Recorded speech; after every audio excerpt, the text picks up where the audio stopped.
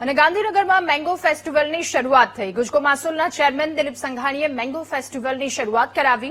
ગુજકો માસોલ ખેડૂતોની by product વિદેશમાં export કરશે। ભારતીય કેરીને પેકિંગ અને પ્રોસેસિંગ સાથે વિદેશમાં નિકાસ કરવામાં આવશે। મહેસાણામાં શાકભાજી સહિત બાય પ્રોડક્ટ માટે પ્લાન્ટ તૈયાર કરવામાં આવ્યો તો કેન્દ્રીય ગૃહ અને સહકારિતા મંત્રી અમિત શાહ આ પ્લાન્ટનું લોકાર્પણ કરશે।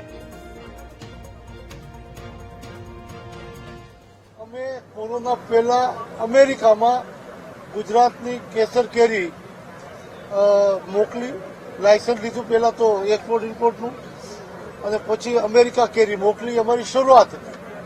ત્યાર પછી કોરોના આવ્યો અને કોરોનાના કારણે એ અમારો વ્યવસાય થોડો ડિસ્ટર્બ થયો અને બાકીના વ્યવસાય તરફ દરેક જિલ્લામાં જે પાક પાકતો હોય એ પાકને મૂલ્યવર્ધક બનાવીને ખેડૂતોને સમૃદ્ધ કરવા માટે, જનતાને યોગ્ય રીતે પ્રમાણમાં ગામ કરતાં સસ્તું મળે એના માટે, અને ક્વોલિટી ખાસ કરીને ભાવ કરતાં ક્વોલિટી તરફ કાળજી અમે રાખી કે ક્વોલિટીમાં કોઈ બાંધછોડ નહીં રાખવાની, એ રીતનો પ્રયાસ શરૂ કર્યો।